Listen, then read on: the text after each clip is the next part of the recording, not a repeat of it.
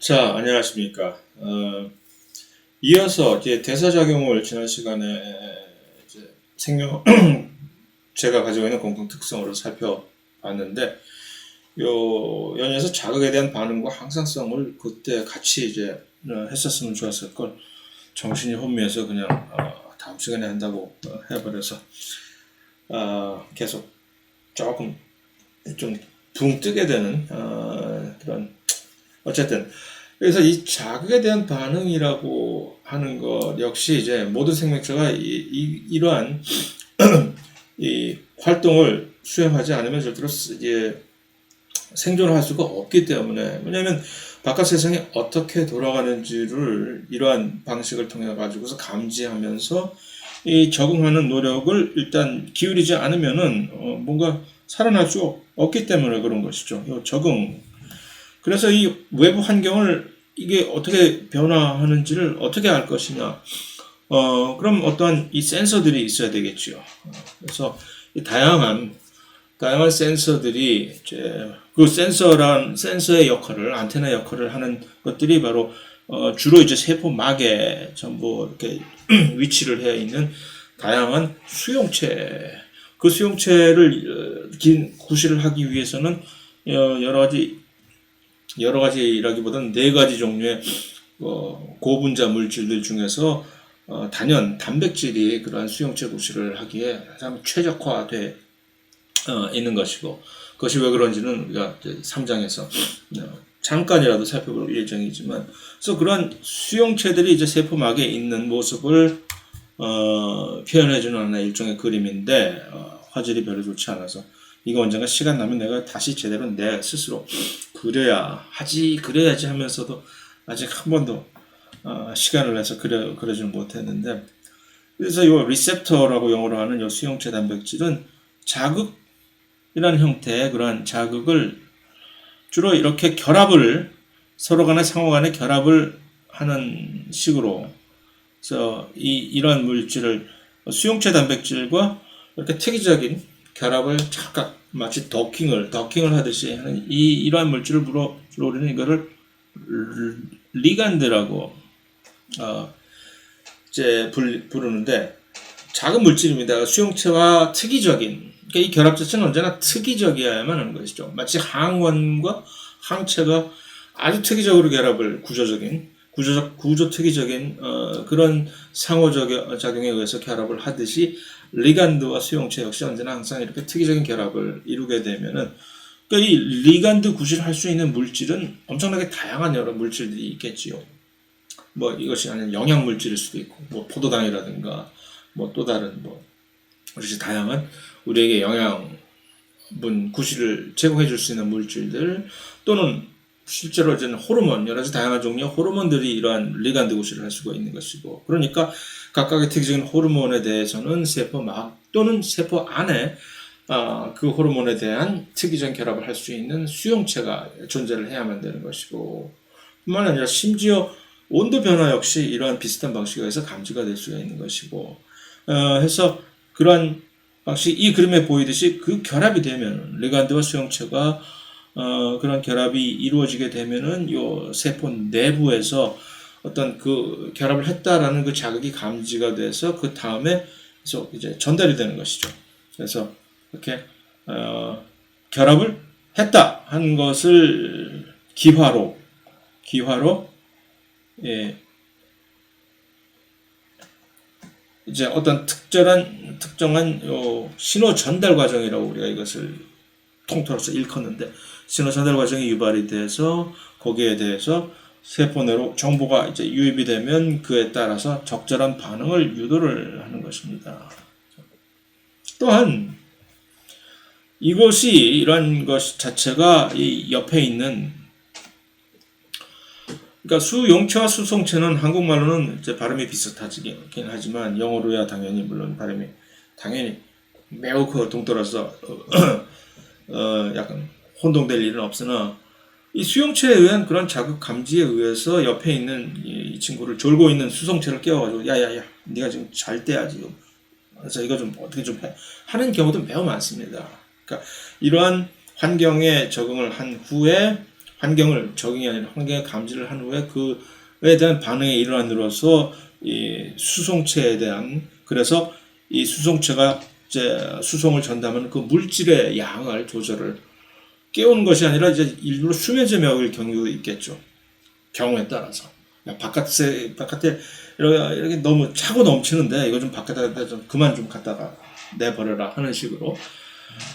뿐만 아니라 물론 이제 세포막에는 효소라든가 또는 또 우리가 대중교통 버스나 지하철에서 잡고자 가는 손잡이 구실을 해주는 그런 지지대 구실을 해주는 앵커 단백질 역시 있고 그래서 이 그림 자체는 그 세포막에 얼마나 다양한 종류의 단백질들이 세포 자체 정상적인 기능 활동을 위해서 존재하는지를 단면적으로 보여주는 그림이라고 할 수가 있겠죠. 그래서 이제 그 자극에 대한 반응 형식과 약간 비슷하긴 하나 또 한 가지 다른 한 가지 이제 이 외부 환경에 대한 반응의 일환으로서 생명체가 모두 가지고 있는 뭐 진핵세포, 원핵세포 할 것 없이 모두 가지고 있는 또 하나의 반응은 항상성 유지라고 하는 이 호미오스테이시스라고 하는 그런 활동인데 이것이 이제 자극에 대한 반응과 다른 점은 첫 수업 시간에서도 언급을 했지만 이 과정은 둘 다 변화하는 외부 환경 조건에 대한 반응이긴 하나 이 항상성 유지 반응에서는 이것을 그럼에도 불구하고 우리 어떤 특정한 우리가 지켜야 할 것은 꼭 지키자라는 해서 특정 환경은 항상 일정하게 유지를 하려고 하는 여러 가지 메커니즘입니다. 뭐 예를 충분히 얼마든지 많이 들 수가 있잖아요. 이런 것들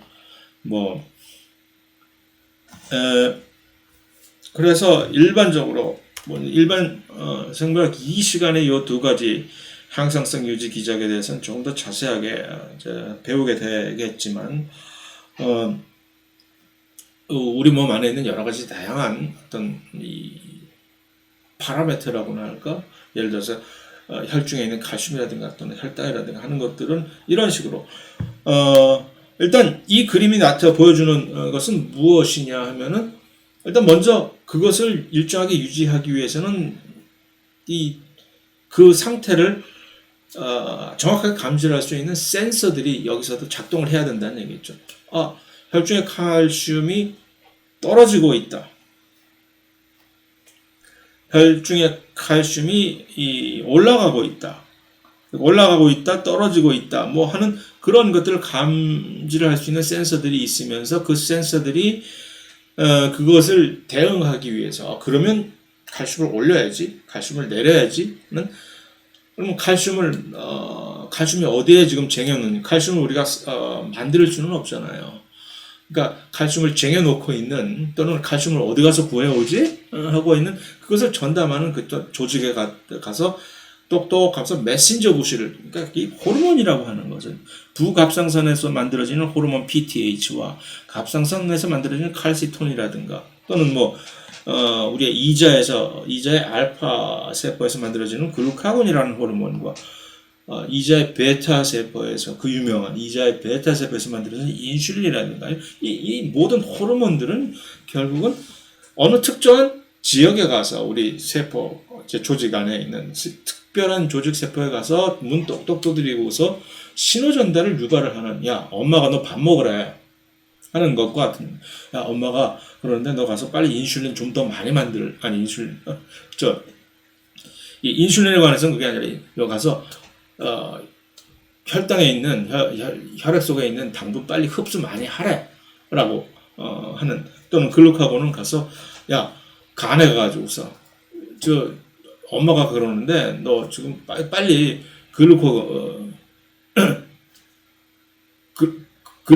글라이코젠이라고 하는 글라이코젠 빨리 분해해가지고서 포도당으로 해서 빨리 혈액 속에 빨리 쏟아 부으래 뭐 하는 식의 메신저 구실을 해주는 것이 호르몬의 역할이고 그에 반응을 해서 그 얘기는 뭐냐면은 이거 역시 전부 신호 전달.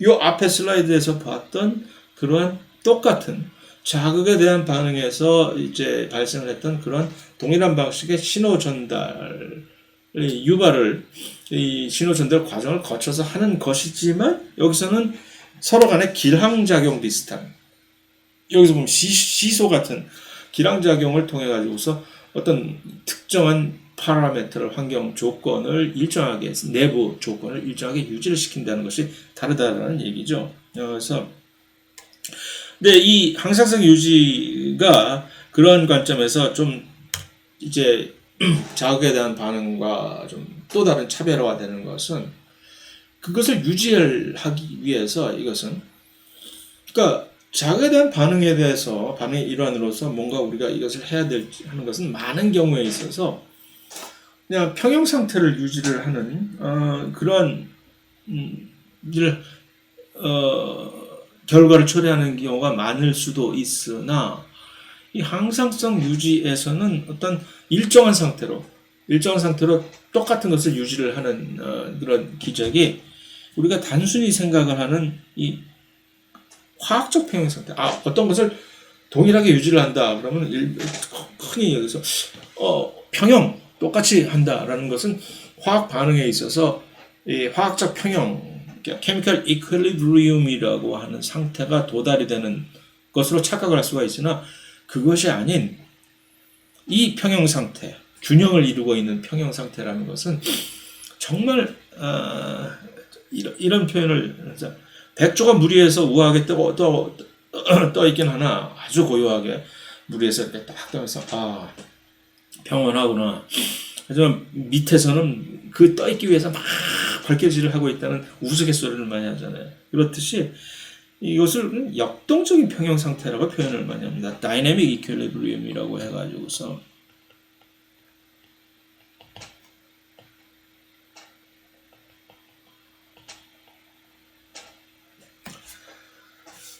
힘이 드는 거죠. 이것을 유지하기 위해서. 그래서 말이 나온 김에 화학적 평형과 역동적 평형, 소위 말하는 그 항상성 유지에 사용이 되는 항상성 유지 기전에 항상 개입을 해야 되는 이 역동적 평형이라는 얘기는 무슨 소리냐? 에너지를 사용을 해야 되는 비자발적 반응이다. 일단은 한마디로 무슨 소리냐면, 보통 이 화학 반응에서 평형은 A와 B라는 물질이 이렇게 화학 반응을 일어서 C와 D로 변환이 된다 하는 것이 평형 상태에 이르게 되면은, 이 반대 방향의 A와 B와 C와 D에 이제 어느 쪽으로 가도 좋을 만큼의, 예를 들어서 처음에는 화학 반응이 처음에는 이쪽에 물이 이만큼의 고여 있었고, 비커에서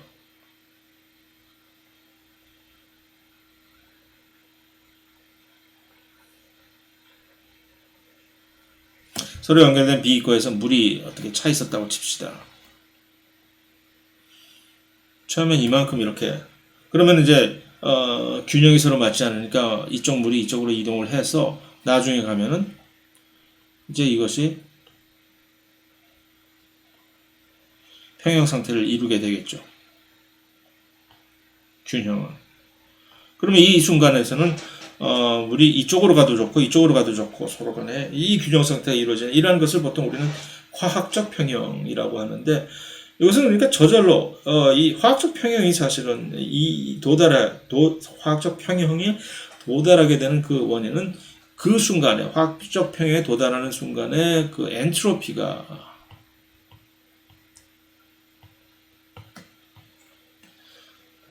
요 시스템에서의 엔트로피가 이제 가장 극대화가 되는 것이죠. 무질서도가 평온하다, 균형이다라는 것과는 조금 약간 맞지 않는 듯한 엔트로피 측면에서, 엔트로피라는 얘기는 극대화가 됐다는 얘기가 가장 무질서하다는 얘기인데, 어쨌든 무슨 얘기인지 아시겠잖아요. 이렇게 그러한 평에 도달하는 것으로, 이것은 저절로 가만히 내버려두면 이렇게 도달을 하기 때문에, 그래서 자발적 반응이라고 우리가 판단을 이제 내릴 수가 있는 그러한 사안인데, 그런데 반면에 이 역동적 평형이라는 것은 얼핏 보기에는 그것은 항상 일정하니까 우리가 내부적으로 어떤 조절을 하는 어떤 이 특정한 조건이 항상 보면은 관찰을 하면 일정하니까 이거 역시 비슷한 어떤 평형 상태구나. 평형 상태는 맞죠. 하지만 이것은 자발적 반응에 의해서 가만히 내버려두면 그렇게 일정하게 유지가 되는 것이 아니라 엄청난 에너지를 사용한다는 얘기는 이게 원래는 안 되는 일이라는 얘기잖아요. 그래서 이제 대사작용에 대해서 이화작용과 동화작용에 대한 차이점을, 특성을 우리가 살펴본 것인데, 그러니까 에너지를 사용해야 된다는 얘기는 이것이 원래는 그렇게 될 수가 없는 것인데 일부러 억지로 이것을 균형을 맞추고 있다는 얘기죠. 항상성 유지 작용이 언제나 늘 그렇다는 얘기입니다. 그래서 그것에 대해서 항상 이 그림이 아메바, 애꿎은 아메바를 또 이렇게 소환을 하는데, 이 그림은 제랄드 카프라고 하는 그 저자가 쓴 그 유명한 이 몰레큘러 셀 바이올로지라고 하는 많은 대학에서 이제 분자 생물학 또는 세포 생물학의 교과서로 사용하고 있는 책인데, 이제 학부 한 2, 3학년들이 듣는 과목이겠죠. 그러니까 거기에 이제 항상성에 대해서 설명을 하기 위해서 사용하는 그 책에 있는 그림입니다. 그래서 아메바를 보라 해서, 일단 아메바가 살아 있을 경우에 아메바가 항상 해피하게 이제 살아 있었던 라이브 아메바, 이제 살아 있는 아메바의 경우입니다. 그럴 때는 이 아메바가 계속적으로 이제 대사작용을 하면서 이 불쌍한 아메바의 오늘 점심 식사가 될 세균이 지금 안으로 지금 유입이 되는 것이죠. 그래서 분해를 해서 에너지를 막 만들고, 그러면 이 상태, 살아있는, 대사작용 활발한 살아있는 아메바에서 ATP와 ADP의 농도를 조사를 해보면 항상 당연히 언제나 ATP의 농도가 ADP의 농도에 비해서 매우 높습니다. 근데 이 농도, 항상 언제나 관찰을 해왔던 우리가 흔히 당연한 것으로 여기고 있던 그 ATP와 ADP의 서로 상대적인 농도 차이는 사실은 다이내믹 이퀄리브리엄이라고 하는 역동적인 평형 상태 조절에 의해서, 그러니까 다시 말해서 항상성, 유지 기전에 의해서 이루어지고 있었던 것이라는 얘기죠. 그걸 어떻게 아느냐? 죽어봐야 이제 아는 거죠. 여러 가지 이유에 의해서 아메바가 불행히도 더 이상 살지 못하고 죽게 되는 순간 세포 모양이 변하겠죠. 일단은 원래는 이렇게 울퉁불퉁, 원래 그렇게 생겨먹은 녀석인 줄 알았더니 아메바의 세포는 이거 역시 그러니까 이렇게 쭈글쭈글한 바깥의 아메바의 세포 표면 역시 엄청난 노력에 의해서 이루어진 결과라는 것인데, 그것은 차치하고, 자, 여기서는 이제 더 이상 죽었다는 얘기는 뭡니까? 대사작용이 전무하다는 얘기죠. 대사작용이라는 건 살아있는 생명체 안에서만 발생할 수 있는 화학 반응입니다. 그러니까 이것은 화학 반응이 일어난다 하더라도 그것은 이 여러 가지 에너지를 사용을 해서 어떤 이루어질 수 있는 그러한 방식의 동화 반응 같은 대사작용은 불가능하다는 얘기죠. 죽었으니까. 그러니까 여기서 발생할 수 있는 화학 반응은 저절로 가만히 내버려둬도 발생할 수 있는 그런 상태에서 보면은, 아니 세상에, 갑자기 전도가 역전이 되는 거죠. ADP의 농도가 ATP보다 이렇게야. 이것이 바로 화학적 평형 상태에서 우리가 발견할 수 있는 원래 상태이다라는데, 그것이 몰랐지? 내가 얼마나 그동안 힘들었는지 라는 측면에서 이게 왜 죽은 다음에 왜 이렇게 되느냐? 화학적 평형 상태일 때는 왜 ADP의 농도가 ATP보다 이렇게 많아지느냐? 첫 번째 이유는 그거죠. 죽는 순간 곧바로 원래 있던 ATP가 ADP로 왜 이렇게 변할까요? ATP가 ADP로, 이게 뭐죠? 가수분해하네요. 이화 반응이니까 동화 반응입니까? 이화 반응이잖아요. 저절로 발생하죠. 가만히 내버려둬도 금방 ATP는 그냥 스스로 저절로 ATP로 변화하겠죠. 이 변화, ATP가 ADP로 변하는 이 가수분해는 아마도 효소가 개입하지 않고도 발생이 나름 그 자연적으로 발생할 수 하기가 매우 쉬운 아주 극히 드문 화학 반응 중에 하나일 것입니다. 그래서 지난 시간에 언급했듯이 그냥 저절로 발생할 수 있는 이화 반응이라 하더라도 실제적으로 현실적으로 효소 개입 없이 원활하게 잘 발생할 수 있는 화학 반응은 드물다라고 했는데 이 ATP에서 ADP로의 변화는 아마도 그 아주 드문 예외 중에 하나라고 생각할 수가 있는데 그래서 그런 방식에 의해서 ATP는 이미 ADP로 순식간에 변환이 될 것이고 어느 순간에 가서 화학적인 평형 상태가 ADP가 ATP로 돌아가는 그런 일은 발생할 수가 없을 거잖아요. 이게 안 되는 반응이니까 동화 반응이라 해야 되니까. 그래서 이 죽은 상태에서 아메바를 보면 이것이 진정한 화학적 평형 상태이구나라는 것을 깨닫게 되고 이 그림에서 요지는 뭐냐면은 결국 그러니까 원래 살아있는 생명체 내에서의 하나의 대사작용의 일환으로서 항상 높은 ATP 농도를 ADP에 비해서 유지하는 것은 호메오스테이시스, 항상성의 일환이었구나라는 것을 깨달을 수 있다라는 정도의 얘기입니다. 뭐 그렇게 심각하게 골머리 써가면서 이해를 하려고 뭐 하실 필요는 없는 것이고 그냥 항상성이 무엇이다. 항상성이 어째서 다이내믹 이퀄리리엄, 역동적인 평형 상태이냐라는 것만 이해를 하면 충분하다라는 생각입니다. 그래서 거기까지가 이제 마지막으로 생명체에서 모든 생명체가 동일하게 또 역시 가지고 있는 공통 특성 중에 하나가 진화이기 때문에 그러한 측면에서 진화론에서 과학적 이론으로서의 진화론에 관해서 살펴보고서 이 1장을 대단한 막을 내릴 수가 있지 않을까라고 생각이 됩니다. 그래서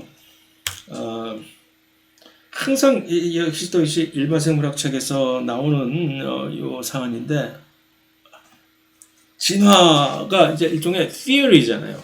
Theory of Evolution이라고 이제 원문 자체가 그러니까 이론이라는 것에 대해서 왜 건이 스스로 누가 뭘 했어? 생물학자들이 발끈을 하는 건지 모르겠어요. 그래서 모든 일반 생물학 책에서 보면 첫 장에 이 진화론에 대해서 소개를 하면서 이 얘기가 꼭 나와요. 과학에서 이론이란 허접한 추리가 아니다라고 이 진화론 때문에 그런 거거든요. 누가 뭘 했어? 그래 열심히 해 하면 되는 거지. 왜 그러냐면 진화가 이론이다.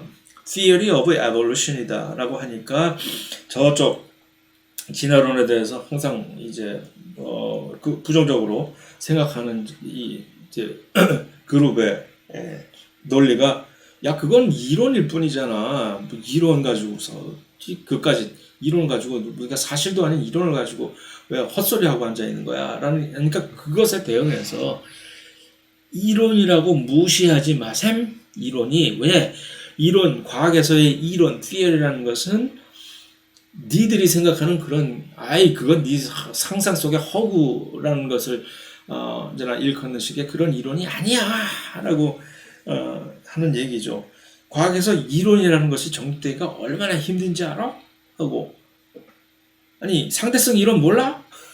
상대성 이론은 왜 너 항상 태클을 못 걸면서 왜 진화론은 가지고 태클을 맨날 거는 거야? 상대성 이론은 이해하기가 누가 그 상대성 이론을 이해를 하겠어요? 일반적인 우리 같은 필부들이. 그러니까 태클을 못 거는 것이고 진화론은 가만 누가 생각을 해봐도 그거는 얼마든지 같이 토의가 가능한 정도의 쉬운 이론이니까 태클을 얼마든지 걸 수가 있는 거지. 그러니까 억울하면은 엄청나게 이론 감히 범접할 수 없는 이론을 도출을 하든가 그래서 뭐 그런 얘기죠. 그래서 이 이론의 본질이 무엇이냐라는 그래서 과학에서 사용하는 이론은 두 가지 방법의 연역 또는 귀납적 방법에 의해서 이제 도출을 하는 그냥 상상이 아니라 어느 정도 이제 검증 과정을 거쳐 가지고서 이제 믿을 만한 그런 생각들이다라는 측면에서 그래서 이제 소개를 하는 것인데 예를 들어서 theory of gravity, 그다음에 quantum theory 뭐 이런 것들 다 이론이잖아. 근데 좀 답답하면 물리를 가지고 와서 물리학을 감히 누가 이제 도전을 못하니까 물리학의 이론들은 그런데 이제 차원이 다른 것이죠. 물리와 생물학의 이 검증 과정을 거쳤다라는 것을 이제 강조를 하는 겁니다. 그래서 특정 현상에 대해서 설명 및 예측을 하기 위한 것이 이론인데 그러기 위해서는 그냥 단순히 갑툭 튀어 나오고서 무책임하게 이것이 나의 이론이야 라고 하는 것이 아니라 그것은 과학계 밖에서 벌어진 그런 이론일 뿐이고 과학 안에서의 이론의 본질은 이렇다는 얘기입니다. 그러니까 대충 이 정도만 나오면 여러분들 역시 무엇 때문에 무슨 생각을 가지고 좀 이런 식으로 썰을 푸는지 알겠구나 하는 것이죠. 진화론에 그래서 해서 그렇게 진화론이 도전을 받는 것이 그렇게 무서웠니? 도전 좀 받으면 어때요?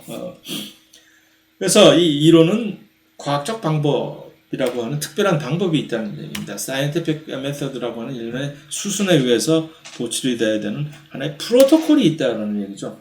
우리가 사이언스에서 이론을 도출하는 프로토콜이 있으니까 감히 함부로 얘기하지 마라.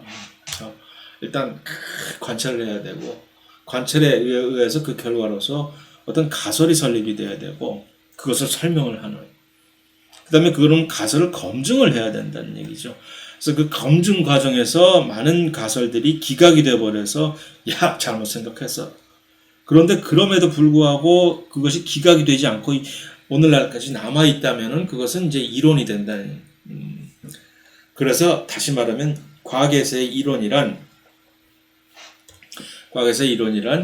이런 반복된 검증 과정을 거쳤기 때문에 이론으로 정립되어 있다는 것은 거의 비슷한 팩트와 비슷하다라는 얘기죠. 팩트와. 다만 팩트라고 아직 얘기를 못하는 경우는 과학에서는 언제 세상이 뒤집힐지 아직 모르기 때문에 그것이 과학의 매력입니다. 여태까지 거의 팩트로 알고 있었던 것이지만 그렇게 이론으로서 하루아침에 뒤집어질 수 있다는 그 여지를 남겨놓고 있는 것이죠. 사실 진화론도 마찬가지 아닙니까? 여태까지 그런 아주 논리 정연하게 여러 가지 검증 과정을 거쳐서 거의 이론으로 아직까지 흔들리지 않고 이론으로 남아 있어서 거의 팩트 아니냐라고 하는데 사실 누가 합니까? 그동안 고생 많았다 하고 드디어 정말로 하느님이 뚱 하고 나타나가지고서 자 고생 많았다 사실은 니들은 다 내가 만들었어 라고 할 말 없는 거 아닙니까? 어쨌든 그런 얘기예요. 그래서 진화론을 얘기하기 위해서 이렇게 밑밥 가는 겁니다. 생물학에서 언제나 얘기하는. 근데 이제 이 연역적, 귀납적 추리 두 가지 방식의 이론 도출 방식에 있어서 진화론은 그럼 둘 중에 어느 것이냐라고 좀 더 집요하게 뭔가 따지기 좋아하는 사람들 있잖아요. 또 귀납적, 연역적 방법 둘 중에 어느 거예요? 라고 묻는다면은 진화론은 귀납적 추리라고 하는 방식에 의해서 도출된 원리다. 그것이 무엇이냐라는 얘기는 일단 귀납적 추리란 그러니까 몸으로 때우는 노가다일이라는 얘기죠. 관찰을 계속 해야 된다는 얘기죠. 그러니까 관찰을 한다면 하나만 관찰해서는 안 되잖아요. 샘플 사이즈가 많아야 되죠. 이것저것 다 봐야지. 그러니까 이 물리학에서 많은 경우가 이런 귀납적 추리가 아니라 수학이나 철학, 물리학에서 이렇게 딱 생각을 해보더니 깔끔하게 좋은 머리로 이런 것이야 라고 하는 곳과는 다르게 저 아래 것들이 수행을 하는 생물학에서는 많은 경우에 이렇게 귀납적인 추리를 써서 그 비로소 일반적인 원리를 도출을 했는 그 원리가 처음에는 이제 가설로서 시작이 된다는 얘기죠. 그래서 그 가설을 계속해서 검증 과정을 거쳐서 일반화 시켜다는 얘기죠. 반면에 그 상대적인 개념이 연역적인 디듀싱을 한다는 얘기죠. 그래서 디덕티브 리즈닝이라고 하는 연역적인 추리는 보통 일반적으로 수학 또는 철학에서 추리를 하는 과정인데 생물학에서도 이런 연역적인 추리 방법이 있어서 일단 이론을 분리학에서 이런 정의를 미리 해놓으면은 새롭게 특정 생물이 나타나면은 이것에 근거해서 이 생물은 이 종에 속해야 된다라는 식의 그런 것이다. 자, 그런데 역시 연역적이 됐든 귀납적이 됐든 간에 생물학에서 그러한 이론을 검증하는 과정에서 이제 여러 가지 과학적인 방법을 수행하는 하나의 방법론입니다. 이것은 그러니까 메소돌로지에서 리덕셔니즘이라고 하는 이런 특별한 방법론을 사용해서 이해를 하려고 하는데, 환원주의라고 하는 리덕셔니즘의 그러면 상대적인 반대말은 뭐라고 하냐 할 때 아마도 이것은 이 반대말은 홀리즘이라고 할 수가 있을 거예요. 전체를 뜻하는. 홀리즘의 스펠링이 이게 맞는 건지는 모르겠지만 무슨 다시 말하면 환원주의라고 하는 것은 시계를 예를 들읍시다. 시계 매우 복잡하고 정교한, 신기하잖아요. 바깥에서 누가 시계를 봤는데 시계가 돌아가는, 요즘 같은 전자시계 말고요. 이런 거 말고 옛날에 그 구식 시계.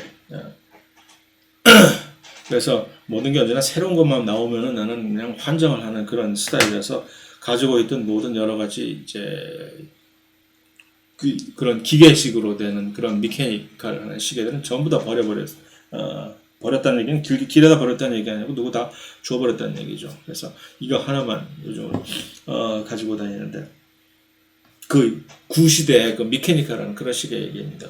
정교하잖아요. 안에 부품들이 시계가 어떻게 돌아가는지 신기하단 말이야. 시계의 작동 원리를 이해를 하고 싶어. 어떻게 하면 될까? 뜯어보잖아요. 뜯어보고 하나의 부품 하나하나를 이해를 하려고, 여기에 있는 요 나사들이 요런 그 어떻게 들어가는 건 뭐 톱니바퀴들이, 그러면 그래서 하나하나를 이해를 한 다음에 개별적인 분석을 한 다음에 개별적인 분석을 먼저 한 다음에 그것을 다시 한번 이제 이렇게 통틀어서 종합을 해가지고서 머릿속에서, 그래서 이해를 하려고 하는 그런 구성원의 부품들을 먼저 이해를 하는 겁니다. 어디서 많이 봤죠? 지난 시간에 어디서 많이 본 것 같은 얘기가 나오는 장발성 할 때. 그것이 이제 환원주의 방법론의 근간입니다. 그런데 이제 그 서양에서 사실 환원주의와 홀리즘의 이제 대표 주자들은 각각 서양과 동양의 방법론 쪽입니다. 그래서 서양의 과학은 이런 식으로 환원주의를 활용을 해가지고서 아주 급격한 발달을 이루어 왔고, 반대로 그 비슷한 시절에 동양에서는 어떤 사물을 이해하려고 할 때 그렇게 하면 안 되지. 그것은 저 아래 것들이나 하는 짓이지 하면서 하고 전체를 이해하기 위해서 전체를 관념적으로 이해를 하기 위해서 그냥 바라만 보는 거지. 어느 순간에 가서 결국은 전체를 통으로 이해를 할 수 있게 될 것이다라는 식의 그래서 일종의 홀리즘적인 접근 방법인데, 서양 과학이 그렇게 급속도로 발달을 할 수 있었던 이유가 바로 그러한 환원주의적인 방법론을 아주 효율적으로 활용을 해왔기 때문에 그렇습니다. 왜냐하면 이거 복잡한 체계 이해할 때 그러지 않고서는 사실 이 아이가 어디서부터 접근을 해야 될 거야. 당황하지 말고 하나하나 뜯어봐. 맞는 얘기잖아요. 유용합니다. 그런데 말입니다. 이제 이게 다 만사일 줄 알았더니 이게 생명을 이해하는 데는 어느 정도까지는 다 되는 줄 알았더니 안 되더라는 얘기입니다. 그래서 얼마 전까지만 해도 이것이 가능할 줄 알았어요. 그래서 하나하나를 막 분석을 해서 하나만 가지고 계속 파는 거야. 그게 일종의 얼마 전까지 최근 한 10수년 전까지만 해도 그것이 하나의 근본적인 이제 바이블격인 이 생명과학의 이제 학문의 탐구 방법이었습니다. 근데 이제 깨닫기 시작했죠. 암만 해도 결국은 실제적으로 안 맞거든. 다 그래서 될 줄 알고 다시 종합을 해봤더니 아니야. 내가 평생을 바쳐서 어떤 무슨 단백질 하나를 연구했더니 그래서 이 단백질을 그럼 이렇게 세포 안에서 활용이 될 것이다 라고 자신있게 실제로 도입을 해봤더니 안 맞아. 인생 조졌다. 이번 생은 조졌네. 그제 이제 급반성 모드가 들어간 겁니다. 왜 안 되지 이게?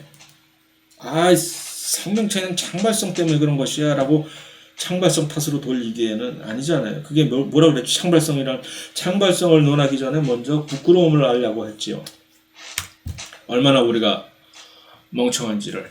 자, 그래서 그 멍청함을 깨닫고 이러한 새로운 접근 방법을 요즘은 이제 구현을 하기 시작한 겁니다. 그래서 시스템 생물학이라고 하는, 시스템 바이올로지라는 것은 뭐냐면 전체적으로 이제는 뭐 하나하나를 개별적으로 이해를 하려고 하는 것이 아니라, 물론 하나하나의 부품이 어떻게 작동하는지는 당연히 이해를 해야만 되는 것이지만, 그 각각의 부품들이 실제 상황에서 놓여졌을 때 상호작용을 감안을 하는 겁니다.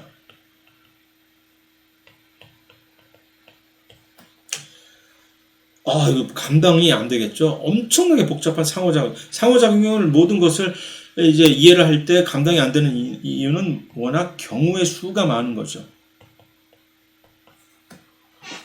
엄청나게 많은 경우의 수를 이해를 해서 하나하나를 다 섭렵할 수 있는 알고리즘을 우리의 불쌍한 인간 두뇌는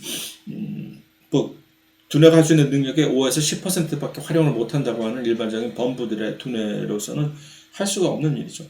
컴퓨터의 힘을 빌려야 되는 거죠. 그래서 이 시스템 생물학적인 접근 방법으로서는 전체를 이제 홀리즘의 접근 방법을 도입을 하는 겁니다. 그 다음에 그것을 상호작용을 전부 다 데이터를 입력시키기 위해서는 컴퓨터의 도움 없이는 그런데 이제 시스템 생물학이 점점 뭔가를 실제적으로 어떤 성과를 이룰 수 있겠다라고 이제 자신감을 얻기 시작하는 것이 이제 인공지능이 이제 급속도로 활용 방법이 실제적으로 급속도로 발전하고 있기 때문에 곧 뭔가 구현 가능한 시스템 생물학적인 접근 방법에 의한 결과가 많이들 도출이 되리라고 생각이 됩니다. 그래서 결국 우리 학교 자체 과의 이름도 이런 식으로 변천사를 겪고 온 거거든요. 제가 처음에 미국에서 돌아와서 이 학교에 왔을 때 그냥 생물학과예요. 생물학과. 그러다 곧 1년도 채 되면서 생명과학과로 바뀌더니 한 3, 4년 전부터 3, 4년도 더 됐네 이제 벌써 생명 시스템 학부 이렇게 변하는 트렌드에 따라가기 위해서는 먼저 이름부터 바꾼다. 라는 한국인의 특유한 기질이 여기서도 나타나는 겁니다. 자, 그래서 다시 진화론으로 돌아가 가지고서 이 진화론이라고 하는 것은 우리가 모두 알고 있듯이 이 1800년도 중반에 거의 후반인가 1800년도쯤에 이 찰스 다윈이 처음으로 진화가 일어난다는 증거를 관찰을 평생 한 번도 태어나서 하나도 제대로 된 직업을 가져보지 않았던 다윈입니다. 그만큼 금수저였다는 얘기죠. 일 안 해도 먹고 살 수 있었던.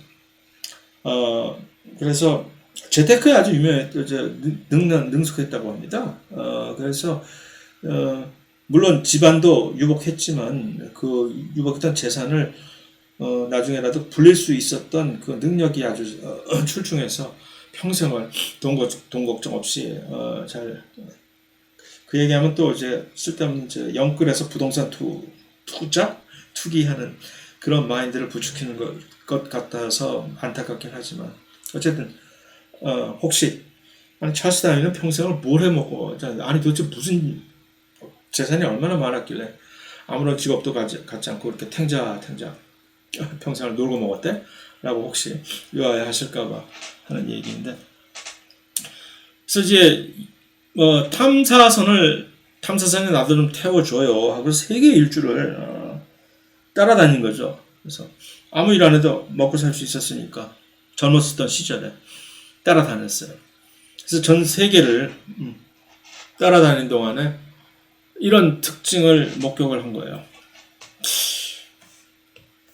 종들이 여기서 얘기한 종이라는 얘기는 칼 린네가 설정한 그 분류학에 따른 그 종들이 특징이 지역에 따라서 조금씩 변하네 하는 걸. 어느 지역을 네가 얼마나 다녔길래 라고 태클을 걸까봐 이 지역을 이렇게 다 돌아다녔거든요. 이분이 처음에 여기서 리버풀에서 출발했나 아마 영국에. 출발을 해가지고 아프리카를 돌아서 남미를 와서 태평양을 돌아와서 이렇게 돌아갔단 말입니다. 진짜 세계 일주를 다 한 거죠. 그 과정에서 남미의 에콰도르 근처에 있는 본토가 여기 에콰도르에 있으면 이제 떨어진 섬이 이제 갤라파고스 군도라고 하는 갤라파고스 아일랜드를 갈 기회가 있었는데 여기서 핀치새라고 하는 이 핀치새들의 종을 그래서 그 이후로 다윈 핀치라고 얘기를 하는데 핀치를 한국말로 이제 번역해서 찾아보려면 그냥 핀치새라고 번역이 되는 경우도 있고 휘파람 핀치새라고 어쨌든 제대로 번역이 잘 안 되어 있는 새 우리나라에 없는 모양이죠. 그래서 갈라파고스 군도에 있는 핀치가 14종의 핀치를 각 지역마다 특이적으로 이제 여기가 내 구역이야 라고 이렇게 딱 대표를 하고 있는 핀치새를 발견한 겁니다. 이렇게. 근데 문제는 그 갈라파고스 군도가 비교적 화산 활동에 의해서 아주 비교적 최근에 생겨난 섬이라는 얘기죠. 거기서 어떤 생명이 어디서 자생을 하는 것이 아니라 어디서부터 딴 지역으로부터 이제 이주를 해온 것들인데 동식물 전부가 모두. 그래서 이 새도 보니까 본토에서 날아왔다는 얘기죠. 근데 본토에는 딱 한 종류밖에 있는 새가 없어요. 종에. 근데 당연히 본토에서 날아온 그 새에 의해서 그 새 말고는 딴 어떤 근원이 없는데 갑자기 그 갈라파고스 군도에서 새롭게 창조 작용이 갑자기 벌어져 가지고서 새롭게 이 14가지 종류의 새가 창조가 되지 않는 한 누군가의 근본이 있어야 되는데 이 근본은 이 친구란 말이에요.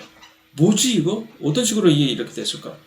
의아하게 생각하기 시작한 거죠. 각 환경에 따라서 이들이 이렇게 조금씩 환경 적응에 좀 적합하겠다라는 것과 조금 연관이 있어 보이는 듯한 그런 모양새가 예를 들어서 당연히 특히 부리 모양 그 지역에 있는 먹이가 예를 들어서 씨앗을 주로 먹는 그런 새라면 그 먹이에 아주 크고 깨기 힘든 그런 씨앗들을 내는 종류의 식물들만이 자생한다든가 그러면 거기에 따라서 부리 자체가 매우 크고 두껍고 그 다음에 식물들이 별로 없고 이제 육식을 해야만 살 수 있는 그런 벌레를 잡아먹어야만 되는 그런 환경이라면은 날카롭고 날렵한 이런 부리들이 핀셋처럼 이렇게 딱딱딱딱 찝을 수 있게끔 그래서 그 중에서 예를 들어서 그걸 대표하는 여러 가지 다양한 심지어는 딱따구리처럼 나무 속에 구멍을 넣고 벌레를 잡아먹는 그러한 새도 있고 어느 경우에는 완전히 나는 이제 베지타리언 됐어 하고 그 베지타리언도 좀 특이하네 선인장을 먹고 사는 그런 왜? 그 지역엔 선인장밖에 주로 먹이가 없으니까 그렇겠죠. 그래서 요것을 설명을 하기 위한 이러한로서 처음으로 자연선택이라는 결과로 이러한 종류의 서로 다른 다양한 종류의 새들이 갈라파고스 군도에서 이제 생겨나게 되었다라는 이러한 책의 타이틀이 그래서 On the Origin of Species by Means of Natural Selection이라고 하는 이러한 책을 출판을 하기에 이릅니다. 자연선택에 대한 종의교.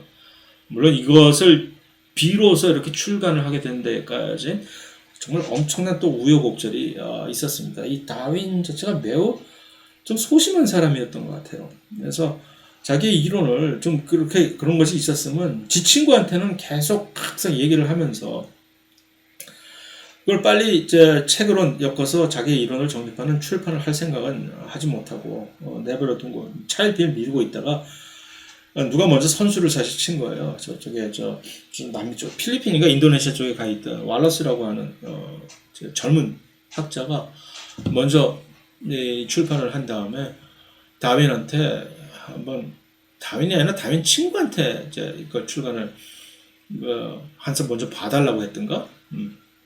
내가 이런 이론을 가지고 이것을 이제 논문으로 출간을 하고자 하는데 먼저 검수 좀 해주십시오. 그래서 그 친구가 들고 와서 야, 이 난리 났네. 너보다 먼저 이 책을 출간하게 생겼습니다. 그래서 약간의 사기를 좀 쳤어요.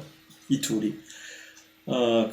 그러나 이 왈라스라는 친구는 매우 또 아주 대인배답게 그것을 뭐 그렇게 크게 많이 삼지 않고 진화론이라는 이 이론의 창시자로서의 크레딧을 전부 다 다윈에게 돌리는 것에 대해서 전혀 개의치 않았던 모양입니다. 이것에 대한 자세한 내막은 사실은 지금 저 최재천 교수님 아직도 이화여대 계시는지 모르겠으나 유튜브에서 한번 최재천 교수님의 이 설명에 대해서 나중에 혹시 시간 날 때 찾아보시면 아주 자세하고 재밌는 설명을 직접 나야 그냥 어디서 흘러들은 얘기, 전해들은 얘기로 그렇게 아는 척 하는 것일 뿐이고 그렇습니다. 어쨌든 그래서 근데 이 책 자체가 사실은 엄청난 대박을 베스트셀러가 되어버린 책입니다. 그래서 전 세계 각 지역에서 그러니까 뭐 7판인가 8판까지도 에디션을 해서 찍어낼 정도로 그 얘기는 그러니까 엄청나게 큰 사회적인 반향을 일으켰겠지요. 자, 어쨌든 이런 이론은 근데 다윈이 이런 이론을 그냥 당연히 갤라파고스 아일랜드에 있는 그 핀치 새들을 이렇게 관찰하고서 뜬금없이 그냥 무슨 능력으로 이렇게 특출나서 능력이 그런 아주 브릴리언트한 아이디어를 설명하는 아이디어를 낼 수 있었던 또한 요인들이 두 가지 정도가 있는데 그때 당시에 경제학에서 팽배했던 인기가 있었던 멜서스가 주창했던 인구론에서 주창을 했던 이제 기하급수적 그 다음에 산술 급수적인 그 증가율 인구와 이제 자원의 그래서 인구는 기하급수적으로 이렇게 로그 페이스로 이렇게 증가하는 데 비해서 이제 우리의 자원은 인구를 서포트할 수 있는 자원은 늘어가봤자 산술급수적으로밖에 늘어나지 않는다라는 그래서 결국은 어느 순간에 가면 이 클래시가 일어날 것이다. 우리는 전부 다 굶어 죽게 될 것이야 라고 하는 이 둠스데이 시나리오를 이제 거기서 무언가를 이제 캐치한 거죠. 영감을. 이 자연 환경 우리를 완전히 서포트해 줄 수 없구나 모든. 그러니까 여기서 뭐예요? 경쟁이 유발되겠구나 하는 것을 결국은 경쟁에서 살아남는 자만이 생존하겠구나 하는 이것에 이제 딱 이제 거기서 이 픽스가 된 거죠. 고정관념이 생긴 거지. 두 번째는 유럽에서 그때 당시 항상 팽배하고 있었던 여러 가지 이제 동물들을 사육을 할 때 특히 집비둘기 같은 거 또 역시 그러니까 야생 비둘기는 그냥 한 종류인데 이게 전부 다 비둘기입니다. 비둘기같이 안 보이는 사육된 집비둘기들은 이런 식으로 다양한 종류의 비둘기들이 발생을 하게 되는 거거든요. 짧은 시간 안에. 그러니까 인간의 손을 거치면 금방 이렇게 변하는 거예요. 집비둘기만 그래요? 개 사육에 대해서도 또 영국에서 얼마나 큰 역사와 전통을 가지고 있습니까? 엄청난 이 그 개의 품종들. 늑대로부터 아주 짧은 시간 안에 이 생물학적인 연대로 보면 매우 짧은 시간에 불과한데 이렇게 엄청나게 많은 물론 여기서 지금 보여준 개나 이 비둘기들이 겉보기에는 엄청나게 이렇게 다를지 모르나 엄밀하게 지난 시간에 언급을 했던 생물학적인 종 개념으로 보면은 교잡이 아직도 가능하기 때문에 서로 다른 종의 분화라고는 엄밀하게는 아직 얘기할 수가 없는 사안이긴 하나 그러나 이거 보세요. 자, 지금 두 개 서로 다른 개 품종입니다. 아직까지는 둘 다 다른 품종이긴 하나 둘 다 교잡을 해서 이 생식이 가능한 자손을 그러니까 불임이 아닌 자손을 낳는 것이 물리적으로 가능할지 모르나 자연 상태에서 이 둘이 정말로 교잡이 가능하다고 보십니까? 인위적인 어떤 도움을 받지 않고 사실은 이 개 품종들은 이런 방식, 이 예에서도 알 수 있듯이 이미 거의 실제적으로, 현실적으로 완전히 서로 다른 종으로 분화했다고 봐도 과언이 아닐 정도로 이미 지금 분화가 된 겁니다. 이것이 서로 다른, 원래 같은 공통 조상에서 서로 다른 종으로의 분리가 되는 그 과정이 사실은 우리는 지금 거의 목전에 다다른 그것을 현실에서 목격하고 있는 것이죠. 이 짧은 기간 동안에.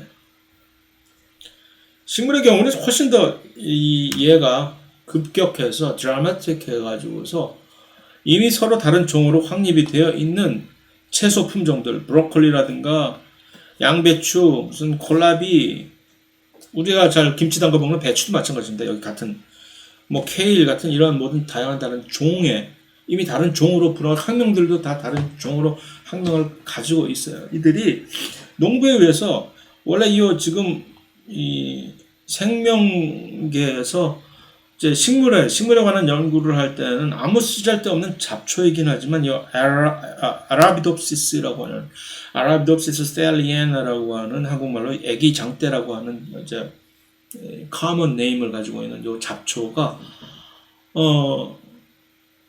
뭐 짧은 기간 동안에 농부들에 의해서 뭔가 선발이 돼가지고서 이런 식으로 개품종 개발을 했듯이 이렇게 서로 다른 종으로 이미 다 분할을 해서 잘 사용되고 있는 것이죠. 이 옥수수의 경우도 마찬가지고, 옥수수는 원래 야생을 하던 야생 옥수수 티오신테라고 하는 이것과 지금 현존하는 옥수수를 비교해보면 이 둘을 비교해봤을 때 누가 이걸 어떻게 서로 연관이 되어 있던 것이라고 상상이나 할 수가 있겠어요. 여기서부터 유래가 되는 것이라고. 그러나 이 둘을 교배를 다시 역으로 해보면 이 중간 과정에 계통들이 전부 다 하나씩 튀어나옵니다. 네. 거기서 어떤 식으로 이것을 계속 재배를 해오면서 변천해왔는 것을 역으로 추산할 수 있는 하나의 근거가 되는 것이죠. 그래서 시간이 거의 다 되긴 했지만 빨리 끝내기 위해서 조금만 더 무리를 해서 진행을 하면 그러한 다윈이 처음에 주장했던 자연 선택의 진화 과정이 수행되는 과정에서 5가지 이제 구성 인자가 이제 순차적으로 있게 됩니다. 첫 번째는 그것이 수행되기 위해서는 이미 그 진화가 수행이 되고자 하는 그 지역에, 그것을 우리는 population이라고 합시다. 그 집단의 개체군에서 다양성이 각 개인들이 형질이라고 하는 것의 다양성이 이미 존재를 하고 있어야 됩니다. 그 다양성이 미리 존재를 하고 있어야만 그 다양성, 각각의 그 다양한 개체에 대해서 환경이, 마더 네이처가 환경이 너는 나와 좀 더 잘 맞는 형질을 가지고 있고, 너는 미안하지만 조금 나하고는 지금 현재 맞지가 않아. 다음 생에서 어디 한번 보자 하고 그러한 선택 과정을 여기다 적용을 시킬 수가 있기 때문에, 그러지 않고서는 이 형질의 다양성이 존재하지 않은 모든 마치 클론처럼 다 같아요 우리는 하면 자연이 all or none response밖에는 도출해낼 수가 없잖아요. 다 죽이든가 다 살리든가 이래 갖고는 될 일이 아닌 것이죠. 두 번째는 그래서 이제 형질의 다양성은 그런 식으로 필요하다는 얘기죠. 그래서 이 형질이라는 것은 어떻게 나오느냐? 나중에 또 한번 강조를 하겠지만 우리가 한국말로 형질 둘 다 하는데 원래는 영어로는 캐릭터와 트레이트로 엄밀히 구분되는 사안입니다. 예를 들어서 눈 색깔, 사람의 눈 색깔이라고 하는 것은 하나의 일종의 캐릭터입니다. 유전자에 의해서 그 눈 색깔을 결정하는 유전자가 있겠죠. 물론 사람의 눈 색깔을 결정하는 유전자는 하나가 아니라 여러 개입니다. 다만 그 사람의 눈 색깔을 하나가 결정을 한다고 하는 잘못된 가정하에 설명을 풀어본다면은, 예를 들어서 그런 식으로 어떤 하나 특정한 어떤 파라미터마다 그 파라미터를 책임지고 있는 유전자가 있겠죠. 그 유전자를 우리는 캐릭터를 유전자에 의해서 결정짓는 어떤 그런 캐릭터라고 얘기를 하는 것이죠. 그런데 각 하나의 그런 캐티고리를 결정하는 그 캐릭터마다 다양한 이 얼터너티브들이 존재할 수 있는 건 아닙니까? 그것을 형질, 트레이트라고 얘기를 하는 겁니다. 그래서 이 각각의 캐릭터 아래에 각각의 캐릭터는 캐티고리가 되는 거죠. 캐릭터 아래에 다양한 가능한 옵션이 존재하는 거죠. 그들이 전부 하나하나 트레이트가 되는 거죠. 그 캐릭터에 해당하는 트레이트 1, 2, 3, 4 하는 식으로 무궁무진한 이 트레이트를 어떻게 발생하겠어요? 그러면 돌연변이에 의해서. 예를 들어서 이 캐릭터 하나는 유전자가 결정을 한다고 했잖아요. 그 유전자는 처음에는 하나의 스탠다드 유전자였을 텐데 세월이 흐르면서 그 유전자에 임의적으로 무작위로 돌연변이가 하나씩 발생하면 그 결과로서 서로 달라지는 형질이 쫙 나오는 것이죠. 예를 들어서 꽃 색깔이라고 하는 캐릭터에는 흰 꽃, 노란 꽃, 빨간 꽃, 파란 꽃이라고 하는 여러 가지 다양한 색깔이 나올 수가 있는 것이고, 사람의 키라고 하는 이 하나의 캐릭터에서는 큰 키, 작은 키, 중간 키, 160, 170, 180, 190, 200 이렇게 다양한 트레이트들이 나올 수가 있는 것이죠. 그래서 이러한 다양한 형질들이 이미 존재하고 있어야만 자연이 그것을 선택할 수가 있다는 얘기죠. 왜냐하면 그 각각의 다양한 형질 하나가 자연 선택이 수행할 때 하나의 서브젝트가 될 수가 있기 때문에 돼야만 되는 것이죠. 두 번째는 그 형질이, 그 트레이트가 유전이 될 수 있는 트레이트라야 됩니다. 이게 안 된다면, 다음 세대로 유전될 수 있는 형질이 아니라면 진화 과정에 기여를 할 수가 없는 형질인 것이죠.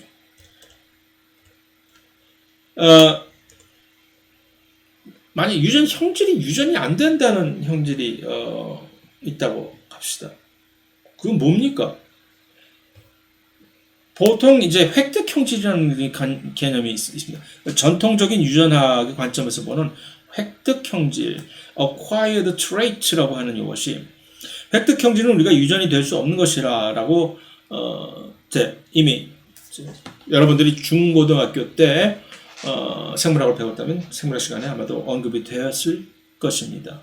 획득 형질이란 무엇이냐면은 환경에 의해서 환경이 변화하는 것을 적응하기 위한 하나의 일환으로서 스스로의 노력에 의해서 개발한 그런 형질이라는 것이죠.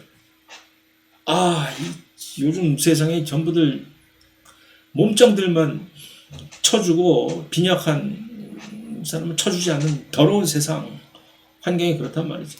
나도 안 되겠다. 나도 가서 헬스 가서 헬창이 돼야 되겠다. 그래서 하면서 이런 근육을 키워서 해피해요. 하나의 형질이죠. 이제 근육 몸짱. 그렇다고 해서 내가 결혼을 해서 근육 몸짱이라서 그 근육 몸짱에 후한 평가를 준 어떤 여성을 만날 수가 있어갖고 행복한 결혼을 시작을 할 수 있어서 아이를 낳았어요. 그렇다고 해서 내가 어디 갑니까? 나의 자손은 이렇게 돼서 태어나는 거 아니잖아요. 그게 바로 획득 형질의 이해가 될 수가 있는 것이죠. 유전이 안 된다는 얘기죠. 네가 스스로 열심히 노력해서 수고는 했는데 그것은 네 노력에 의한 결과이고, 왜? 그것이 유전자에 각인이 된 게 아니잖아요. 유전자 DNA 염기 서열의 변화를 주지를 못했기 때문에.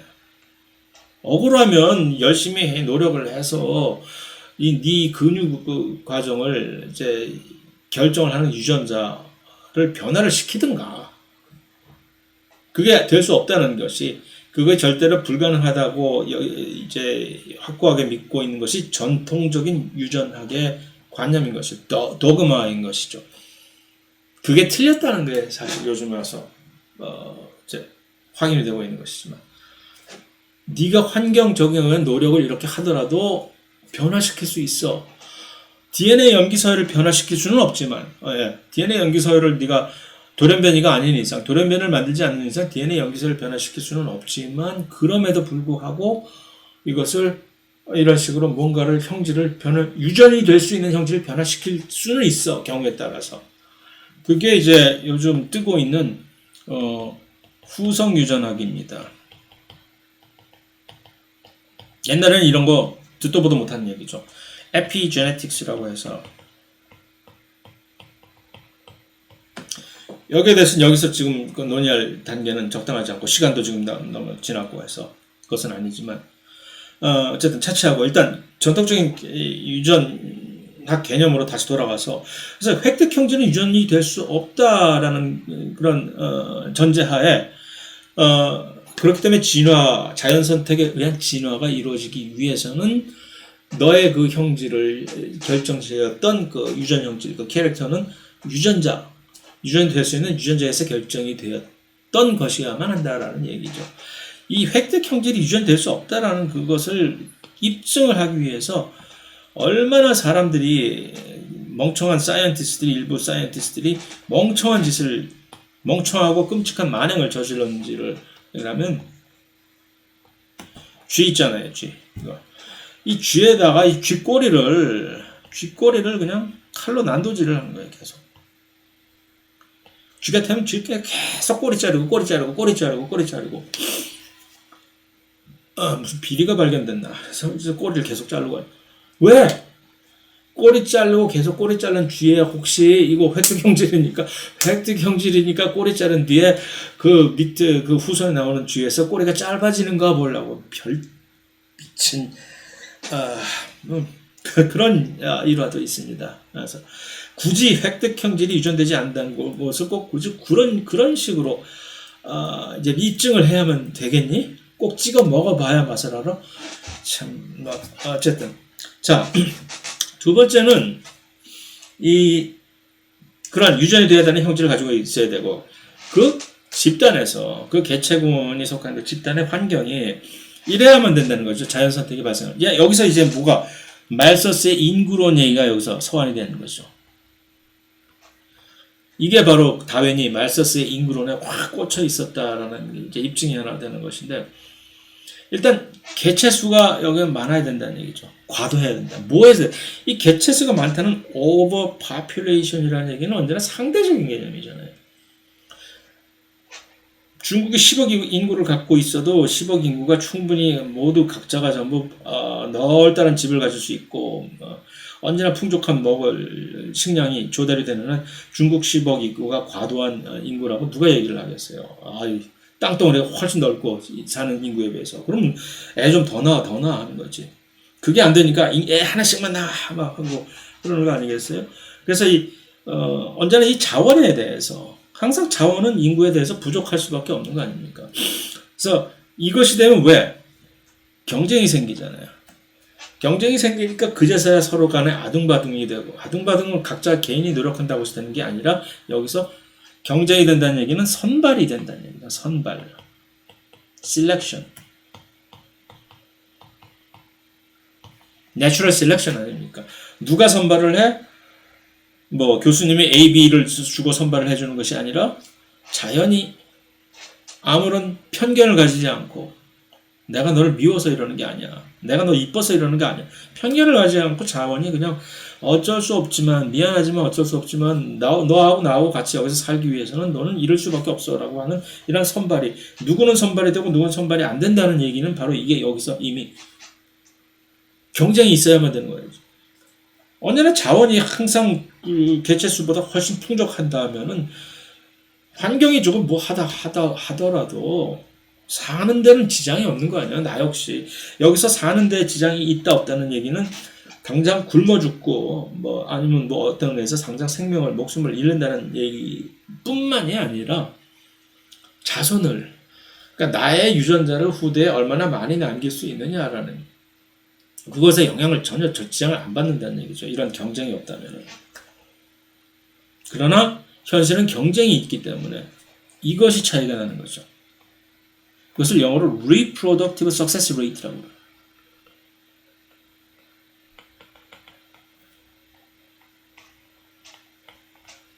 바로 이겁니다. 실제적인 life and death가 아니라 reproductive success에 얼마나 영향을 끼치느냐. 결국에 가서는 전국에 가서 그것이 나의 유전자가 얼마나 그 집단에 이렇게 퍼져 있느냐를 결정지어주는 파라미터가 되는 것입니까?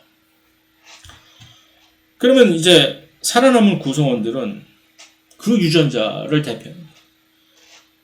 그 대표하는 형질을 가지고 있는 유전자가 이 개체군을 완전히 깔아버리는 거죠. 지배를 하게 돼요. 결국 계속 하다 보면은 도태가 되고 그 유전자는 사라지고 여기서 적응하지 못하는 유전자를 가지고 있던 개인은 사라지고 적응이 훨씬 잘 되던 그 유전자를 가지고 있던 개체는 훨씬 더 많은 자손을 불켜서 결국은 나의 유전자예요. 그러면 결국 이 심화가 되는 거죠. 이 차이가. 그래서 새로운 종이 그래서 처음에는 원래 같은 공통조상에 있었던 것이 그런 식으로 분화가 슬슬 지역적으로 달라지는 것이죠. 그러면 나중에 가서 시간이 지난 다음에 이 둘이 다시 조우를 해서 또 만나봤는데 너무 달라도 너무 다른 거지. 더 이상 같이 우리 상종을 못 하겠네. 이게 새로운 종이 여기서 탄생을 한다. 그것이 바로 왜 진화는 어째서 종 개념에서 종의 수준에서 진화가 발생한다는 설명을 해야 되는 이유가 되는 것이고요. 따라서 진화는 개체군 수준에서 이제 종에 이루어진다는 것입니다. 그래서 빨리 시간이 빨리 좀 시간이 지났지만 미안합니다. 빨리 합시다. 아니면 이렇게 할까?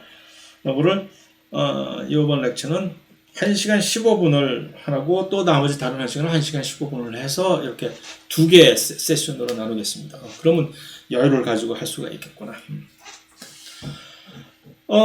자연선택 이론에 근거해서 기린의 긴 목의 진화를 설명을 할 수가 있을까라고 질문을 던지면 먼저 다윈 이전에 이것을 그 예로 들어서 설명을 했던 또 다른 훌륭한 과학자가 있었다라는 것을 다시 소환할 수밖에 없습니다. 그리고 존 베프티스 라마르크라고 하는 아마 프렌치라서 발음이 이렇게 이제 내가 제대로 발음을 했는지는 모르겠지만 라마르크가 다윈보다 먼저 사실은 처음으로 진화론이라고 하는 것을 언급을 했던 과학자입니다. 비록 나중에 후대에 가서 흔히 웃음거리로 라마르크는 소환이 되잖아요. 옛날 우리 학교에서 라마르크의 이론, 기린이 진화를 이렇게 했다라고 하는 이론을 이제 풍자를 해가지고서 그런 멍청한 소리도 했었대라고. 그러나 언제나 세상은 끝까지 가봐야 하는 반전의 사실이 있어요. 그래서 지금 현재로도 물론 라마르크의 이 진화론은 물론 비교적 대체적으로 옳지 않은 이론으로 이제 간주된 것이 또 그것이 옳은 사실이고, 하지만 최소한 라마르크에 대해서 크레딧을 줄 수 있는 사안은 뭐냐면은 처음으로 종합적으로 이 진화론에 대해서 설명을 제공했었다는 것은 우리가 잊어서는 안 됩니다. 그래서 그 유명한 라마르크의 용불용설 있잖아요. 그거 보고서 꼬리 자른 거 있을 수도 있어요. 이제 쥐꼬리를 계속 안 쓰면 계속 도태되니까 튀어야 될 거니까 쓰지 마, 꼬리 없애고. 이 용불용설을 근간으로 해서 진화 과정을 이렇게 설명을 한 것이죠. 결국은 형질이라고 하는 것을 좀 순전히 이 획득 형질이 바로 이 획득 형질이 여기서 나오는 것이죠.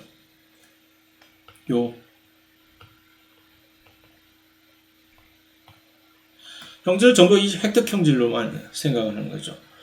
그런데 이 획득 형질이 다음 세대로 유전이 될 수 있다라는 가정을, 그것에 대해서 이제 후세 과학자들이 여기서 잠깐 스톱, 요게 잘못된 거야 라고 얘기를 하는 것입니다. 그래서 다음 세대로 여기서 유전이 되면서 점점 심화 발전이 된다는 이 가정, 그게 잘못.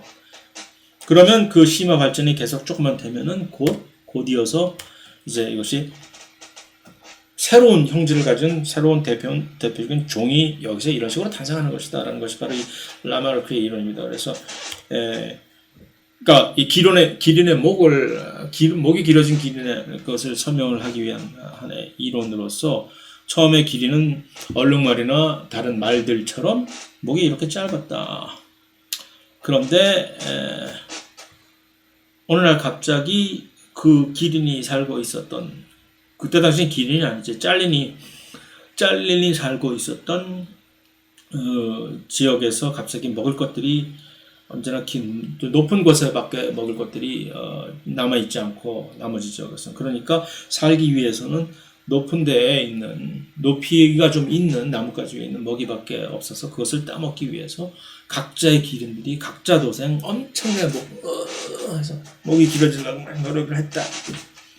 이게 사실이라면 나는 벌써 키가 180은 됐겠다.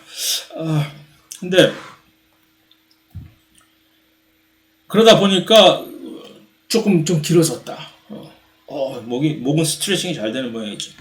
목은 좀 길어져서 계속해서 살 수가 있었고 계속적으로 집단적으로 전 개체군 차원에서 이런 식으로 아침 저녁으로 목길이 체조를 해서 계속적으로 그 자손들이 점점 더 목이 길어지게 돼가지고서 오늘날의 기린이 탄생한 것이다. 이게 지금 이런 식으로 좀 더욱 이렇게 강조를 했기 때문에 이제 누가 봐도 그건 아닌 것 같은데라고 이제 알 수가 있겠잖아요. 여러 가지 이제 홀이 존재하죠. 이 이론상에는 그 중에서도 가장 큰 홀은 메꾸기가 힘든 큰 홀은 이게 유전이 된다는 얘기야. 획득 형질이 유전이 안 되는데 네가 헬스의 경우에서도 우리가 알듯이 내가 아무리 목 길이 느리는 키 크기 기지개를 펴서 키가 좀 커졌다고 해서 그렇다고 해서 나의 자손이 그것 때문에 키 큰 형태로 태어나는 게 아니듯이 라는 얘기죠. 그런데 그래서 이제 라마르크는 그런 얘기인데 다윈의 이제 상대적인 이론은 그것을 어떤 다른 방향으로 바라보았느냐 하면은 이미 특정 형질에 대해서 다양성이 이미 개체군에 존재한다는 얘기죠. 잠재적으로. 그것이 표출이 되지 않았을 뿐이지 잠재적으로 가지고 있는 거지. 뭐든. 다양성이 이미 존재해야 된다는 측면에서. 그래서 사실은 이건 맞는 얘기입니다. 그래서 생물 다양성이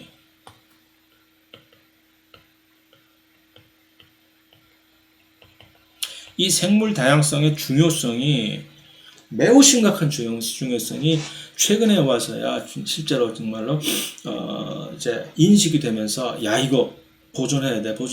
이 이유인데 이미 다양성이 이미 존재하고 있는 그런 다양성이 없다면 어떤 일이 닥쳤을 때 그것을 대처하기 위한 어떤 대응 방식이 만들어내질 수가 없는 것이죠. 그래서 이미 다양성이 개체군에 존재를 하는데 자연 환경이 변한단 말이죠. 그러면은 이제서야 내가 좀 기지개 펴고 내가 한번 가서 세상에 나서 볼까? 이게 되는 거죠. 이게 선택적 우위가 이제 생겨버리는 거죠. 그래서 그러면 그 선택적 우위는 선택적인 메이팅에 의해서 선택적인 결혼에 의해서 심화가 되는 것입니다. 그 유전자를 도출해내는 아니면 그 형질을 도출해내는 유전자들이 훨씬 더 나은 조합으로 이렇게 우리의 유성생식에서는 그러한 식으로 조합에 의해서 서로 고스톱 각 패마다 패 돌리듯이 다음번 칠 때 패 돌리듯이 해서 섞어서 좀 더 심화시킬 수가 있는 것이기 때문에 그래서 결국은 그 결과로서 이 형질을 대표하는 새로운 종이 이래서 탄생하는 것이다 라는 그림으로 해서 이렇게 처음부터 목이 서로 이렇게 목의 길이에 대해서 다양한 레인지를 가지고 있는 이 파퓰레이션에서 그런데 갑자기 먹이가 이제 나무 위에서만 얻을 수 있는 이런 일단 먹이가 나무 위에서만 얻을 수 있다는 이 가정 자체가 웃긴 거예요. 요즘 와서 이것에 대해서 다시 한번 확인해 보기 위해서 기린은 정말로 높은 데에 있는 먹이만을 먹는가라는 걸 조사해 봤더니 안 그렇대. 기린은 이 목의 길이가 이게 여기에 닿는 이게 있어도 훨씬 더 낮은 데에 있는 목에 그 먹이를 먹는데 그럼 이건 아무짝에도 쓸모없는 이런 서로 관련이 없는 형질이잖아. 그래서 새로운 이론으로 누군가는 기린은 목이 긴 이유는 물을 긴 다리가 긴데 물을 제대로 먹기 위해서는 목이 길 수밖에 없는 거야 라는 또 새로운 이론이 나오기도 하고 또 어떤 사람들은 또 다른 열을 또 훨씬 더 이 더운 열대지방에서 열을 훨씬 더 잘 증발시키기 위해서 목이 길어야 된다 온갖 이론이 중구난방으로 나오는데 확인해 줄 길이 없는 거지. 당사자는 노 코멘트로 일관하고 있으니.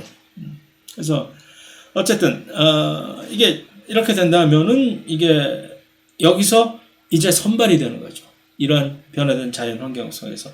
그러면 일단은 이렇게 조금 비교 우위에 서 있게 되는, 처음에는 그 비교 우위가 그다지 상대적으로 높지 않았을지 모르나 이들이 훨씬 더 이 생존에 유리한 고지를 점유했기 때문에 이들끼리만 서로 짝을 짓게 되는 거죠. 그럼 이들이 짝을 지으면 그 다음에 옛날에 동독에서 서로 선택적인 교육을 해서 수영선수, 괴물 수영선수를, 그러니까 수영선수끼리, 수영선수와 체조선수, 무슨 뭐 육상선수를 일부러 결혼을 시키는 거예요. 그래서 올림픽에서 금메달을 딸 수 있는 아이를 만들기 위해서 그런 미친 짓들을 옛날에 공산 동구권에서는 자행을 했었습니다. 그런 식으로. 그러면 이제 그것이 이제 이러한 선택적인 메이팅. 선택이 어쩔 수 없이 선택이 되어지는 거죠. 훨씬 유리하니까. 점점 더 이 형질이 심화가 되어가는 거죠. 그래서 이렇게 나중에 가면은 모든 후손들은 전부 그러한 선택적인 메이팅에 의한 결과로의 자손들이니까. 그러나 사실은 아까 라마르크의 이론이 반전이 있다고 한 이유는 획득 형질이 절대로 유전이 될 수가 없다라고 하는 대전제가 그것을 지적하는 큰 홀이라고 얘기를 했잖아요. 그런데 요즘 와서 후성 유전학을 공부하고다 보니까 획득 형질이 유전이 되네? 그러니까 그게 조금 그렇다는 얘기죠. 자, 빨리. 그럼 다윈, 이런 자연 선택에 의한 진화 이론을 뒷받침하는 뭐 증거라도 있는 것이야 라고 할 때, 이 화석 기록, 비교 해박, 분자 생물학적 증거들이 있는데, 이제 화석 기록은 왜 얼핏 언급을 했지만 왜 이러한 진화론을 뒷받침하는 공통 조상을 지적해 주는데 매우 유용합니다. 왜냐하면 공통 조상이라고 하는 것이 우리가 루카에서 시작을 해서 이렇게 공통 조상의 그림을 한번 이렇게 그려봅시다. 이렇게. 이 부분들이 전부 다 공통 조상인데 말이죠. 여기에다 공통 조상인데 이게 지금 우리가 보는 현재 관찰자적 시점에서 현재는 여기잖아요. 시간으로. 여기서 공통 조상을 확인할 길이 없잖아. 그런데 이 시간을 이게 타임. 땅을 파서 화석을 발견을 하면 여기서 이들이 이제 발견이 되니까 이 연결, 미싱 링크가 이제 연결이 되는 것이죠. 그런 측면에서. 그래서 그 화석 기록을 보면 항상 언제나가 아닙니다. 그런데 이제 간단했었던 이 형태가 복잡한 형태로 단계로 변화되는 것이 주로 이제 하나의 메이저 트렌드로서 발견이 되고 있는데 꼭 그런 것만은 아니다. 어떤 경우에는 오히려 복잡했던 것이 훨씬 더 단순화되는 진화도 발견이 된다는 얘기입니다. 그래서 얼핏 이 고래에 관한 이런 고래가 옛날에 귀농한 친구들이라는 얘기죠. 원래 우리가 바다에서 육지로 건너왔는데 일부 포유동물들이 다시 나 바다로 돌아갈래 해가지고 그대로 후손이 고래다라는 얘기. 그것에 대한 이 기록, 이제 증거들이 화석으로서 전부 다 발견이 된다라고 합니다. 이거 왜 이렇게 간단히 넘어가느냐 하면은, 자, 이거는 내가 얘기를 할 것이 아니라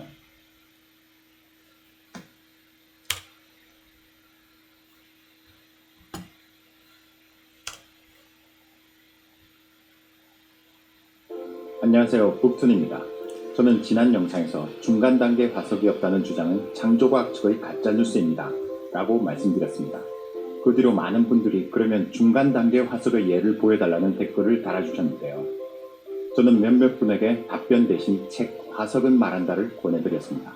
왜냐하면 중간 단계 화석은 구글링으로도 얻을 수 있을 만큼 자료가 많지만 이 책이 풍부한 해부학적 설명을 곁들여 중간 단계 화석들을 잘 정리해두었기 때문입니다. 네, 어쨌든 오늘은 중간 단계 화석들을 영상으로 한번 소개해 보겠습니다. 이거 지금 제가 녹화를 할 때 이것을 기계 컴퓨터 오디오를 같이 집어넣어야 이게 여러분들한테 들릴 텐데 이거를 까먹고 안 했어요. 그래서 시간도 그렇고 여기에 대해서 조금 더 관심이 있다면은 유튜브에서 이것을 한번 찾아보시면 북툰 이분의 것을 하면 되겠고 그냥 지나가야 되겠습니다. 그래서 시간 관계상 빨리. 일단 비교해부학이라는 것은 뭐냐면은 이 비교해부학 역시 진화에 대한 증거로서 사용될 수 있는 하나의 이유가 이 상동구조라고 하는 이제 척추동물의 뼈의 상동구조라고 하는 요것이 예를 들어서 박쥐의 날개라든가 이 돌고래의 이제 핀이라고 하죠. 지느러미, 동물들의 앞다리, 뒷다리, 사람의 팔, 이런 것이 전부 다 상동구조라는 얘기입니다. 해부학적으로 보면은 각각의 뼈들이 전부 다 동일한 사실 근원을, 발생 과정에 동일한 근원을 지금 이 슬라이드에서 같은 컬러로 되어 있는 것이 같은 동일한 계통의 뼈라는 얘기입니다. 이게 왜 이렇게 달라지게 되었느냐? 사실은 원래 우리의 모든 그러한 앞다리를 상징하는 이것들은 같은 근원을 가지고 있는 것이 하나의 옛날에 이 화석에서 발견됐던 틱탈이라고 하는 요 물고기, 4발 달린 물고기가 있었습니다. 여기서 유래했던 것이기 때문에 그런 것이죠. 상등 구조라는 얘기는 결국은 진화적으로는 같은 계통이지만 왜 이것이 달라 보이느냐 하면은 각각의 서로 다른 환경에서 그것에 적응하기 위한 노력으로 이제는 기능을 달라지기 위해서는 모습이 변화할 수밖에 없는 것이니까 그렇게 된 것이 상동 구조입니다. 그래서 이 상동 구조를 가지고서 이제 비교를 하면은 서로 다른 종 간에 얼마나 진화적인 유연 관계가 있는지를 설정하고 확인하는데 매우 유용한 그런 구조입니다. 그와는 반대적으로 사실 상대적인 상사 구조라고 하는 애널로그스 구조라는 것은 겉보기로는 같아 보이나 그들이 같아 보이는 이유가 환경에 대한 적응의 노력에 의해서 겉으로 보기에만 동일해 보이는 구조로서 이것은 서로 진화적인 유연 관계를 파악하는 데 전혀 사용이 될 수가 없는 쓸데없는 겉으로만 이제 하나의 페이크입니다. 얘가 같은 기능을 다 제공하는 날개들이긴 하지만 날개 모습이 같다고 해서 서로 같다고 진화적으로 유연관계가 있다고 얘기를 할 수가 전혀 없습니다. 왜냐하면은 그들의 근원이 천차만별 다르기 때문에 예를 들어서 박쥐의 날개는 앞부분에서 새로 피부가 발달해가지고 상피 조직이 그래서 날개 구실을 하는 것이고 새의 날개는 또 다른 계통의 깃털이 이제 발달해서 된 것이고 공룡의 또 다른 익룡의 날개는 또 다른 계통이고 곤충의 날개 역시 또 완전히 다른 해부학적 구조를 가지고 있는 그렇기 때문에 이들이 같은 유일한 것은 기능적인 측면에서 같이 비행을 제공한다는 측면밖에 없다는 얘기입니다. 이 역시 지나가고 시간이 없어서 자 마지막으로 서로 다른 종 간의 유전체를 비교하고 이제 연관을 조사할 때 분자 생물학적인 증거가 이것에 대해서는 왜 어째서 DNA 염기서열 비교가 진화적인 유연 관계를 확인시켜 주는데 가장 베스트인지를 지난 시간에 이미 설명해 드렸기 때문에 여기서 또 시간을 할애해서 얘기를 하지 않고자 합니다.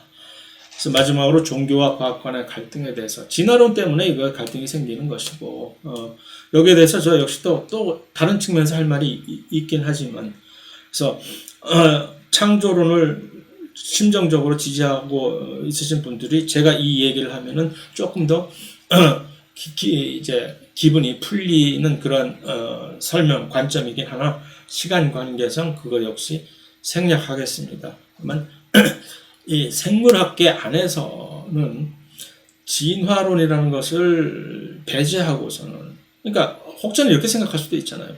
이거 워낙 이렇게 논쟁거리가 많은 이 진화론은 굳이 꼭 끼어들어서 이 설명해가지고서 갈등을 유발하고 어떤 다른 독실한 신자들을 가슴에 상처를 줘야만 되겠어?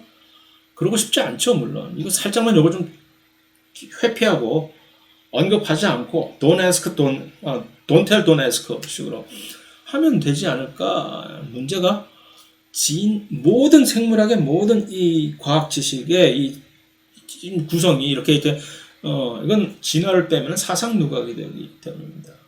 진화라는 것을 싹 빼버리면 이것은 그대로 그 순간에 콜랩스가 되어버리는 아무것도 제대로 논의를 할 수가 없는 그러한 구조이기 때문에 어쩔 수 없이 진화를 항상 끄집어내면서 얘기를 해야 된다는 얘기죠. 그래서 자, 거기까지가 이제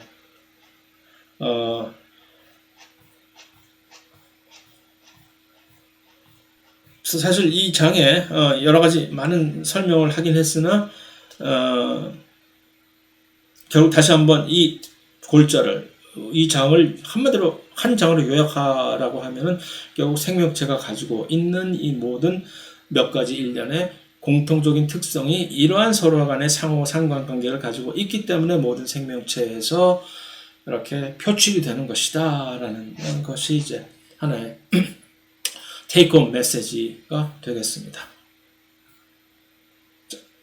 그래서 1장은 이런 식으로 끝나고 연이어서 이제 2장에 관해서 2장의 강의를 진행을 하도록 하겠습니다.